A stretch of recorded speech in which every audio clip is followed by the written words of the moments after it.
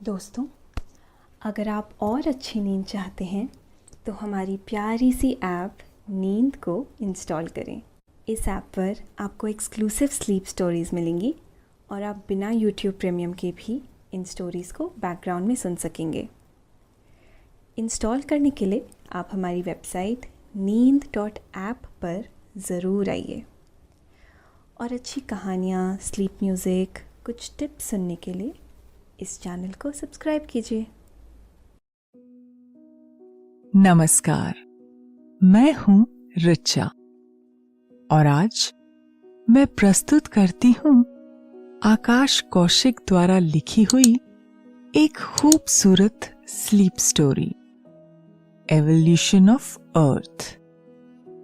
ये कहानी आपको धरती के पूरे जीवन काल में होने वाली घटनाओं का दर्शन कराएगी और कई रहस्यों से पर्दा उठाएगी। धरती, हमारा वो घर जिस पर हम रहते हैं। आज से तकरीबन 5 बिलियन साल पहले ये एक डस्ट का बादल हुआ करता था। वो बादल जिसमें हवा, पानी, मिट्टी कुछ भी मौजूद नहीं था। उसके बाद बहुत समय बीत गया और धीरे धीरे डस्ट का वो बादल पृथ्वी की शेप लेने लगा। लेकिन शुरुआत में वो आज से 4 गुना छोटा दिखने वाला लावे का गोला था। कैसे वो देखते देखते आग का गोला बना जिसमें लावा भरा हुआ था। उसने सॉलिड पृथ्वी का शेप लिया और फिर कैसे ये धीरे धीरे ठंडा हुआ और धरती पर जीवन की उत्पत्ति होने लगी और पहला जीव पानी के अंदर पैदा हुआ। आइए जानते हैं आज के इस हैरत अंगेज सफर में जो आपको धरती की पूरी उम्र और सभी घटनाओं की यात्रा कराएगा। लेकिन पहले आप अपने आसपास की सारी लाइट्स ऑफ करके आराम से लेट जाएं। अपनी आंखें धीरे से बंद कर लीजिए। अब थोड़ा सा अपने शरीर को आराम दीजिए। थोड़ा और आराम। अपने शरीर को बिल्कुल ढीला छोड़ दीजिए। कोई टेंशन नहीं, कोई तनाव नहीं। अपने दिमाग में चल रहे सभी विचारों को, चिंताओं को त्याग दें। एक शांति सी महसूस करें। सब नेगेटिव पॉजिटिव विचारों को धीरे धीरे निकाल दें। हाथों को सीधा करके अपनी कमर के साइड में रख लीजिए।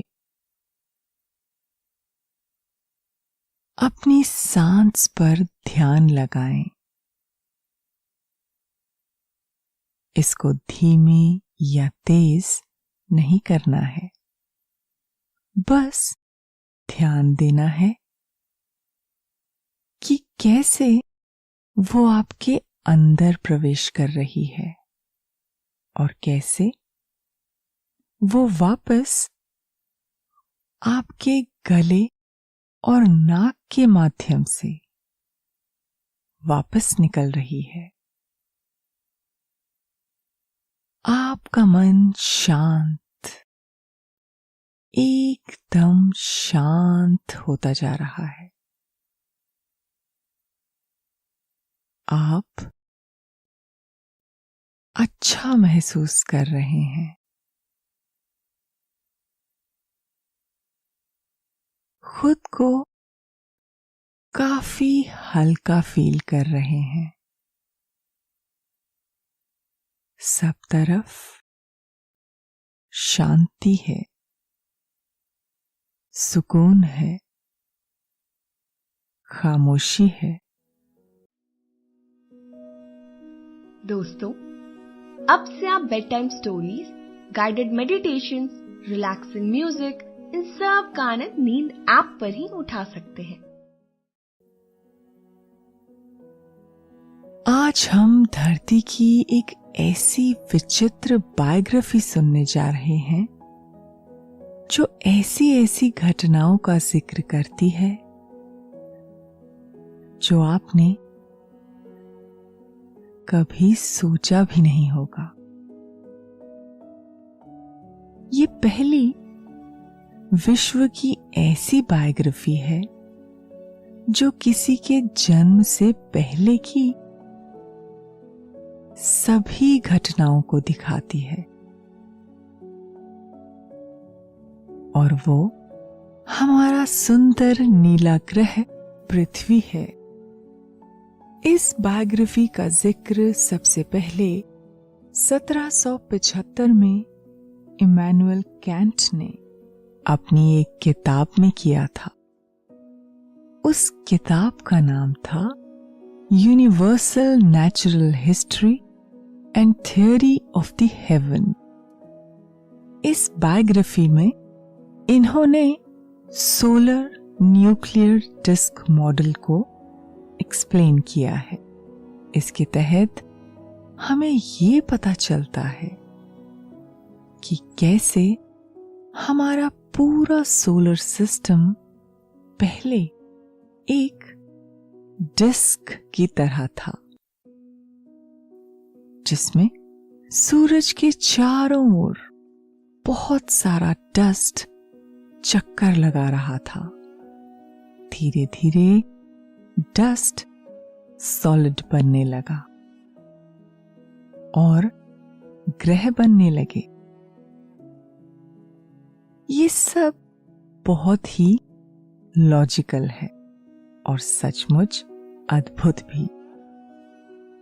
तो आइए जानते हैं इसके बारे में। आज से तकरीबन 6 बिलियन साल पहले जहां पर हमारा सोलर सिस्टम मौजूद है, वहां पर एक डस्ट का बहुत बड़ा बादल हुआ करता था। गैस से बने ऐसे बादलों को दरअसल नेबुला कहते हैं। ऐसे बादल तब बनते हैं जब किसी तारे का अंत हो रहा होता है और वो अपनी पूरी उम्र जी चुका होता है। उसके बाद उसमें एक विस्फोट होता है। उससे बहुत सारा मैटर यूनिवर्स में फैल जाता है। उस मैटर से ऐसे बादल बनते हैं। धीरे धीरे मैटर में मैटर जुड़ता गया और मैटर बढ़ने लगा और वो शेप लेने लगा। इसी के कारण इसमें ग्रेविटी भी पैदा होने लगी और ये एक गोल शेप लेने लगा था। गोल इसलिए क्योंकि यही ग्रेविटी का सिद्धांत है। ग्रेविटी की इक्वेशन के हिसाब से मास और ग्रेविटी एक दूसरे के डायरेक्टली प्रोपोर्शनल होते हैं। तब हमारे नेबुला में मैटर बढ़ता जा रहा था।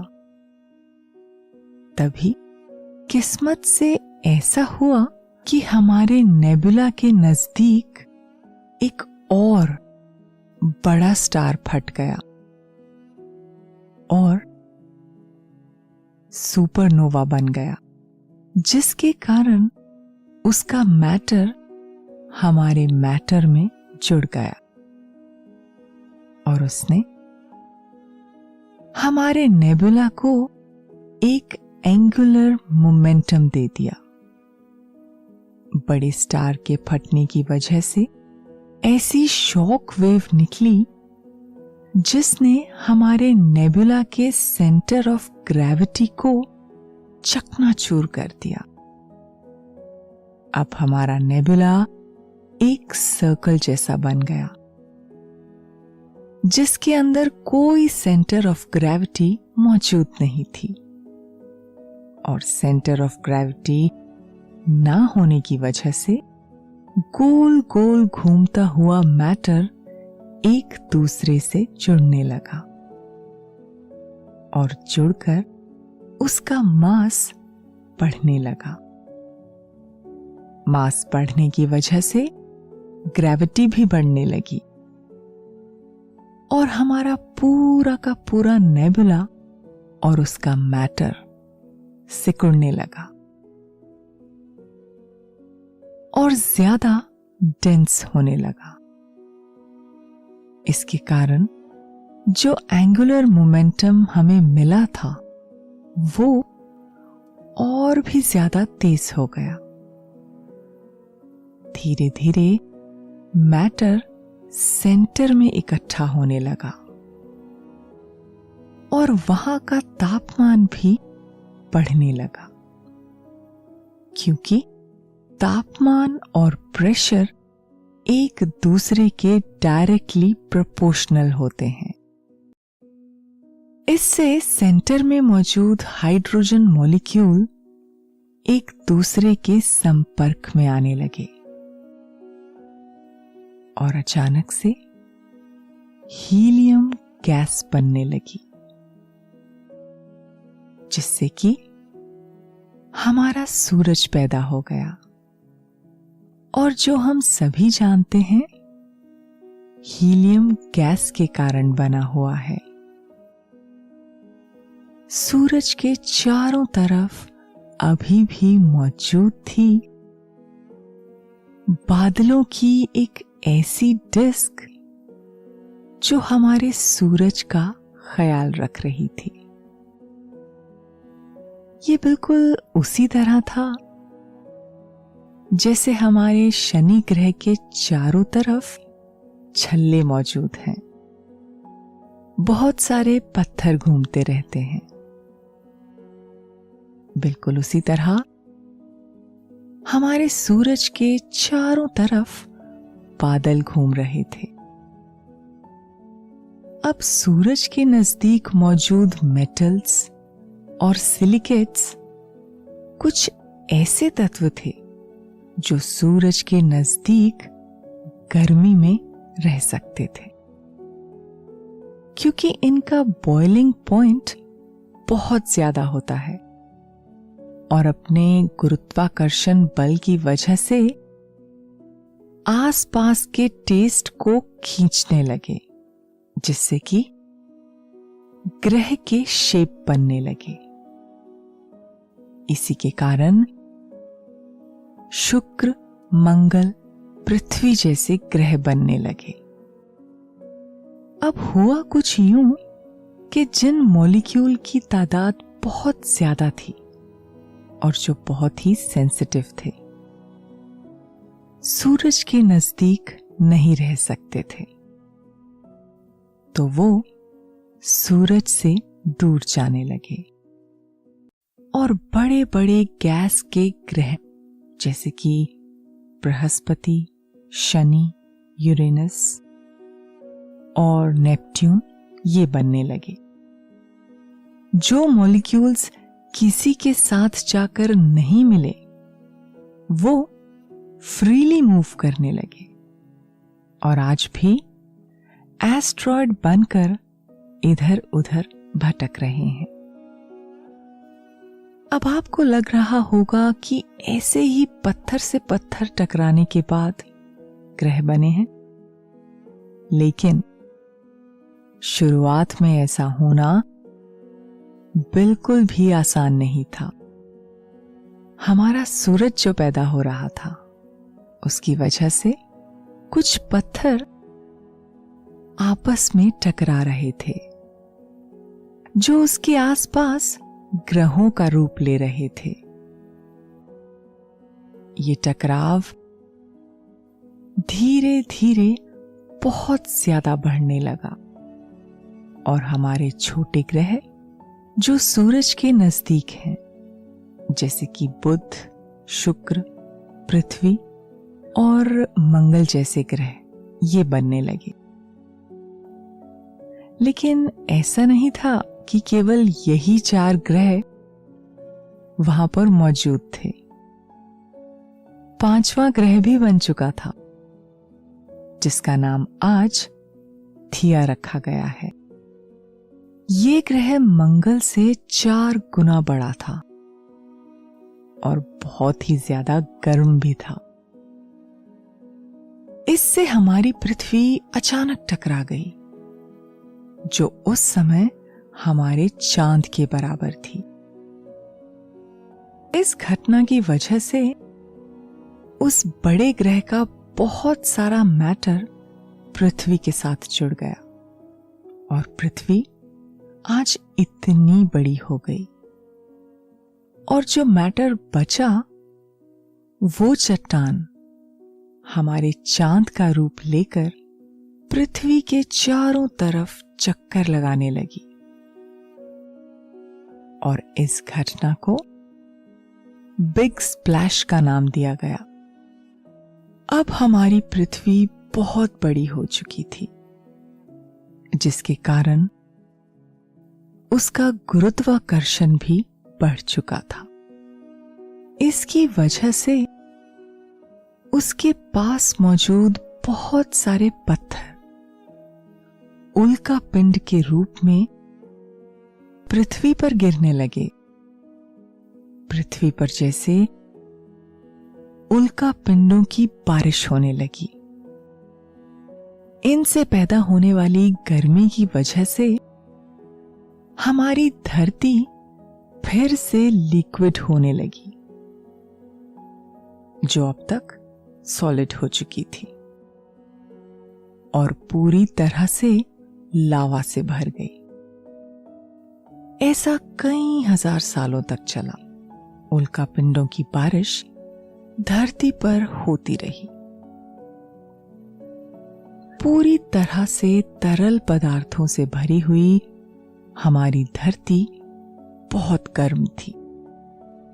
उस तरल के अंदर भारी चीजें डूब जाया करती थी और हल्की चीजें ऊपर की तरफ तैरने लगती थी, जिसके कारण हमारी धरती आज कई परतों में बनी हुई है।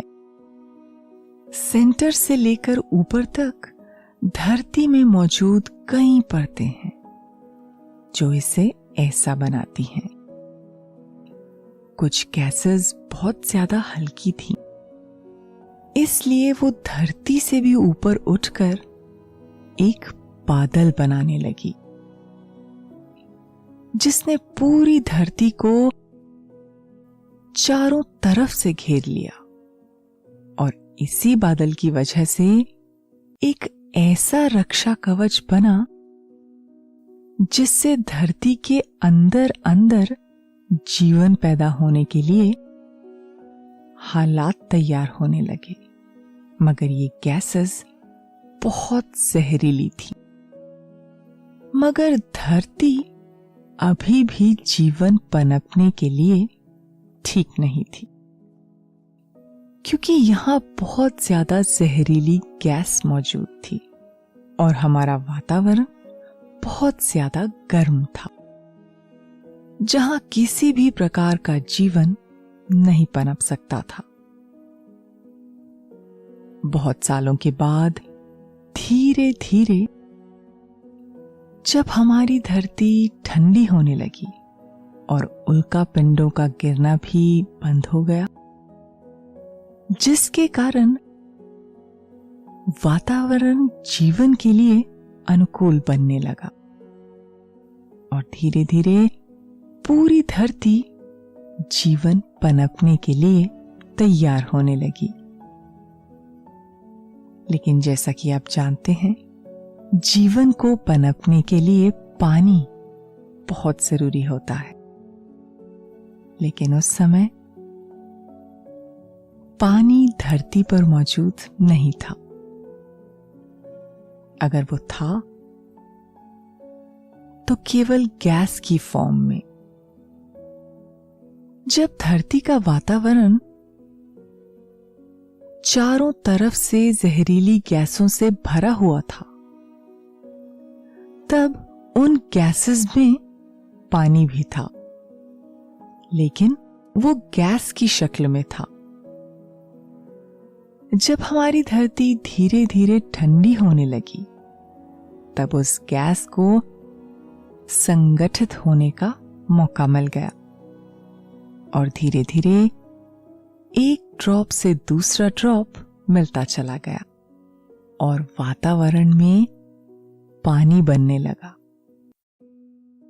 फिर घनघोर वर्षा शुरू हो गई, जिसके कारण पूरी धरती और ज्यादा ठंडी होने लगी और पानी से भर गई।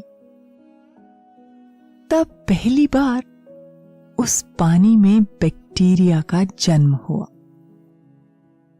जो एक बहुत आश्चर्यजनक घटना थी, जिसके कारण आज हमारा जीवन धरती पर मौजूद है और आप और हम ये कहानी सुन पा रहे हैं। पूरे ब्रह्मांड में ये घटना अत्यंत महत्वपूर्ण घटना थी। अब धीरे धीरे जीवन पनपने लगा और बैक्टीरिया बहुत अधिक मात्रा में पैदा होने लगे।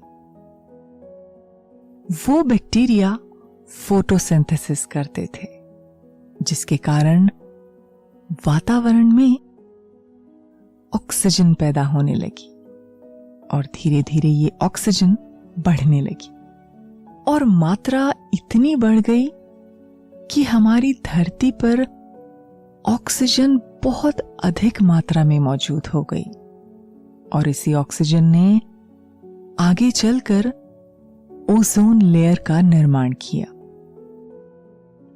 जो पूरी तरह से ऑक्सीजन से बनी हुई थी। परंतु अभी भी कुछ ऐसे जीव मौजूद थे जो ऑक्सीजन पर जीवित नहीं रह सकते थे। इस कारण जो बैक्टीरिया धरती पर जीवन बना रहे थे, वही ऑक्सीजन की बहुत अधिक मात्रा के कारण चल बसे। अब बहुत सारे बैक्टीरिया पेड़ पौधों और जीवों में बदल रहे थे। जीव यूनिसेल्यूलर से मल्टीसेल्यूलर बनते चले गए। हमारी पूरी धरती को जीवन के लिए उपयुक्त बनने में बहुत अधिक समय लग गया।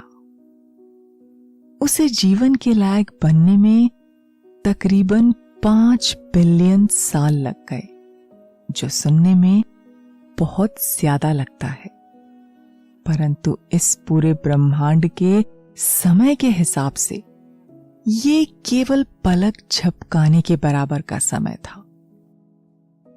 अब धीरे धीरे हमारी धरती का वातावरण जीवन के लायक बन चुका था और चारों तरफ हरा रंग छाने लगा था। ये हरा रंग भी इसी प्रक्रिया का एक हिस्सा था। इसी वैज्ञानिक प्रक्रिया के हिसाब से पेड़ पौधे और अधिक बढ़ने लगे। तरह तरह के फल और फूल धरती पर पैदा होने लगे। एक घटना दूसरी घटना को जन्म देती है और इसी सिद्धांत का सहारा लेकर हमारी धरती आगे बढ़ रही थी और हमारे रहने लायक वातावरण तैयार कर रही थी, हमारे खाने पीने की व्यवस्था कर रही थी, हमारे पहनने के लिए कपड़े की व्यवस्था कर रही थी, हमारे सांस लेने के लिए ऑक्सीजन की व्यवस्था कर रही थी और हमारे पीने के लिए पानी बना रही थी। सब कुछ बहुत ही उचित प्रक्रिया के हिसाब से हो रहा था। ये सब किसी चमत्कार से कम नहीं था। अब हमारा ग्रह, जो कभी सूरज की तरह लाल दिखाई देता था और आग से भरा हुआ था, लावे से भरा हुआ था, वो आज धीरे धीरे नीले रंग का दिखाई देने लगा था, क्योंकि ये नीला रंग धरती पर मौजूद पानी की वजह से था। जब बहुत अधिक वर्षा होने लगी तो जो बड़े बड़े गड्ढे पृथ्वी पर मौजूद थे वो उस पानी से भरने लगे और ये गड्ढे उल्का पिंडों के टकराने के कारण बने थे, जिसके कारण धरती पर समुद्र पैदा हो गए और उनमें पनपने लगा वो जीवन जिसकी हम सबको प्रतीक्षा थी, जिसके कारण हम सबका वजूद है। इसके बाद धरती पर मौसम बदलने लगे, वहां पर बादल बनने लगे। बादलों का नियम से आना, बरसात करना और चले जाना जैसे एक कहानी बन चुका था और यही सिलसिला चलता रहा और हमारी धरती कुछ कुछ आज जैसी बनने लगी। लेकिन वो बिल्कुल आज जैसी नहीं थी। इसमें बहुत अधिक अंतर था, क्योंकि उस समय के जीव जंतु आज के जीव जंतुओं से बहुत ही अलग थे। उस समय के पेड़ पौधे भी आज के पेड़ पौधों से बहुत अलग थे। शुरुआती जीव जंतु आकार में बहुत अधिक विशाल हुआ करते थे, क्योंकि उस समय धरती पर ऑक्सीजन की मात्रा बहुत ज्यादा थी और ऑक्सीजन की मात्रा की वजह से जीव जंतुओं का शरीर बहुत अधिक विशालकाय होता था, जैसे कि डायनासोर और भी उड़ने वाले बड़े बड़े पक्षी मौजूद थे। उस समय के पेड़ पौधे भी बहुत अधिक विशालकाय हुआ करते थे। धीरे धीरे धरती पर मौजूद ऑक्सीजन की मात्रा कम होती गई और जीव जंतुओं का शरीर और पेड़ पौधे छोटे होते गए। इसे लेकर वैज्ञानिकों ने हाल ही में एक प्रयोग भी किया था, जिसमें एक लैब के अंदर बहुत सारे चूहों को छोड़ दिया गया था और उन्हें बहुत अधिक मात्रा में ऑक्सीजन दिया गया। जिन चूहों को बहुत अधिक ऑक्सीजन दिया गया था वो शरीर और आकार में बहुत अधिक बढ़ गए थे। उनका शरीर विशालकाय था। साधारण चूहों से उनमें बहुत अधिक समानताएं नहीं थीं। तब हमारे वैज्ञानिक इस नतीजे पर पहुंचे कि उस समय की पृथ्वी पर ऑक्सीजन ज्यादा होने की वजह से ही जीव जंतुओं का आकार इतना विशाल था, जिसके कारण आज भी हमें अवशेष मिलते हैं तो इतने बड़े बड़े डायनासोर के मिलते हैं, जो करोड़ों साल पहले धरती पर मौजूद थे। और आकार में बहुत अधिक विशालकाय थे। इसके बाद धरती पर बहुत सारे जीवों ने अपनी तादाद बढ़ाना शुरू किया और जीव विकसित होने लगे। कई प्रजातियों के जीव पैदा होने लगे। एक तरह के जीवों की भी कई प्रजातियां मौजूद हैं और ये उसी घटना का नतीजा है। धरती के पूरे जीवन काल में कितने जीव पैदा हुए और कितने लुप्त हो गए, इसका अंदाजा भी नहीं लगाया जा सकता। ये घटना करोड़ों बार हो चुकी है और ये हमारी जिंदगी का एक हिस्सा है। इस धरती का एक तरीका है जो हमेशा चलता रहता है। तो दोस्तों, ये थी आज की कहानी एवोल्यूशन ऑफ अर्थ। आशा है आपको आज की ये कहानी अच्छी लगी होगी। आपने ये कहानी सुनी, आपको अच्छा लग रहा है और समय हो गया है आपके सोने का। अब आप धीरे धीरे नींद की तरफ बढ़ते जा रहे हैं और नींद आपको अपनी आगोश में समाती जा रही है और समाती ही जा रही है। शुभ रात्रि।